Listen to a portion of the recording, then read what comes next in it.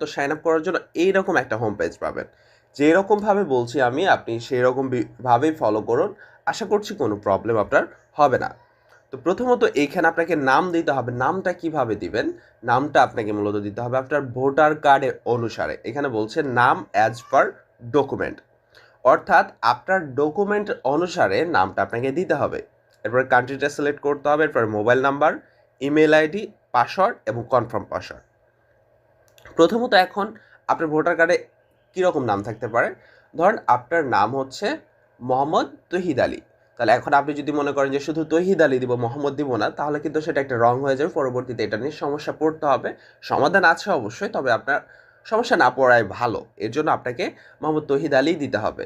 আপনার নাম যদি হয়ে থাকে আব্দুল কালাম আজাদ, যদি আপনি মনে করেন শুধু আব্দুল কালাম দেবো, আজাদ দেবো না, তাহলে কিন্তু আপনার সমস্যা হতে পারে। সেক্ষেত্রে আপনি সম্পূর্ণ নামটাই ব্যবহার করবেন। তো এইখানে আমি একটা নাম ব্যবহার করছি এখন। সে নামটা ধরুন MST।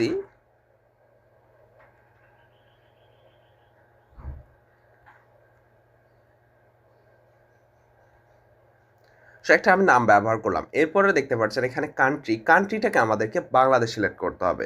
তো BA লিখে সার্চ করলেই আপনি এখানে বাংলাদেশটা পেয়ে যাবেন। এখন আপনাকে ফোন নাম্বার দিতে হবে। তো আমি একটা আননোন ফোন নাম্বার দিয়ে দিচ্ছি। ফোন নাম্বারটা দিলাম। এরপর হচ্ছে আপনাকে একটা ইমেল অ্যাড্রেস দিতে বলতেছে। তো আমি একটা ইমেল অ্যাড্রেস দিলাম। এরপর হচ্ছে আপনাকে একটা পাসওয়ার্ড দিতে বলছে। এখন কথা হচ্ছে আপনি পাসওয়ার্ডটা কীরকম দিবেন আমি আপনাদেরকে প্রথমে বলি। এই কর্নারে যদি আসেন, আপনি প্রথমত এখানে অনেকগুলো অপশন পাচ্ছেন, যেমন এখানে হ্যাজ আছে, @ আছে, এই দুইটা দিলেন। তারপরে আপনি দেখা গেল আপনার নামটা দিতে পারেন। আমি আমার নামটা দিচ্ছি ধরুন। এটা আমি রিয়েল পাসওয়ার্ড না, আপনাদেরকে বোঝানোর স্বার্থে। তো এইটা পাসওয়ার্ডটা দিচ্ছি। আমার এখানে 6 ডিজিট হয়েছে। তারপরে হচ্ছে একটা বড় হাতের নামের অক্ষর থাকবে। এরপর হচ্ছে আপনি 1 2 3 দিলেন। এরপর আপনি চাইলে হ্যাশ দিতে পারেন, স্টার দিতে পারেন, আপনি সমান চিহ্ন দিতে পারেন। আপনার এটা স্ট্রং বানানোর জন্য, মানে এইরকম একটু মেচিওরভাবে একটা পাসওয়ার্ড দিবেন, যেটা আপনার জন্য হেল্পফুল হবে। প্রথমে বলে রাখি, এই ভিডিওগুলো হচ্ছে বিগিনার যারা রয়েছে তাদের জন্য। যারা অ্যাডভান্স আছেন তাদেরকে বলবো ভিডিওটা স্কিপ করে যান, পরবর্তীর পার্টটুকু দেখলে আপনার হয়ে যাবে। তো এইভাবে আপনি জাস্ট একটা পাসওয়ার্ড দিবেন। তো আমি পাসওয়ার্ডের কাজটা শেষ করে ফেলছি।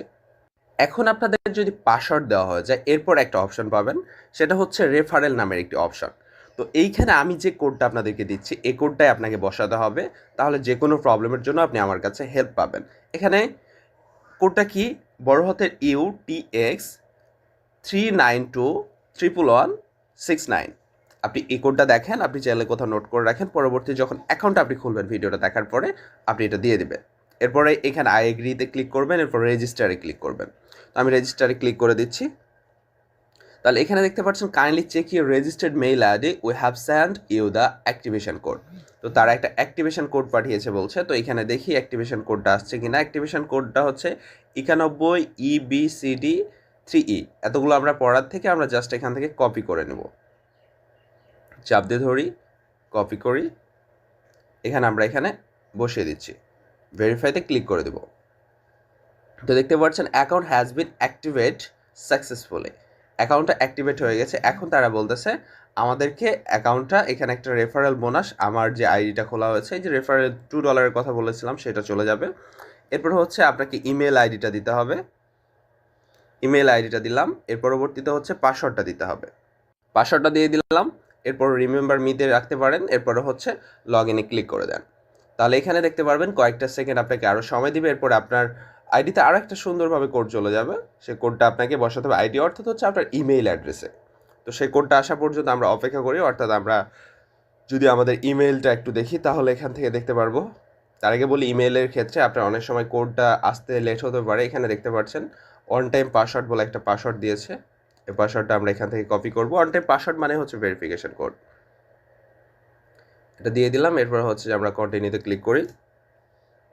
কন্টিনিউতে আমরা যখন এখানে ক্লিক করব, তো দেখতে পাচ্ছেন আমাদের অ্যাকাউন্টটা সাকসেসফুলি ক্রিয়েট করা হয়ে গেছে।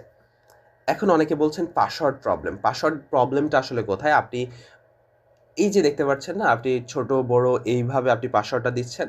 আমি যেভাবে বললাম এইভাবে পাসওয়ার্ড দেন, তাহলে আপনার কিন্তু পাসওয়ার্ড প্রবলেমও সলভ হয়ে যাবে। আপনারা এটা অনেকে মিস্টেক করছেন, কিভাবে পাসওয়ার্ডটা দিব।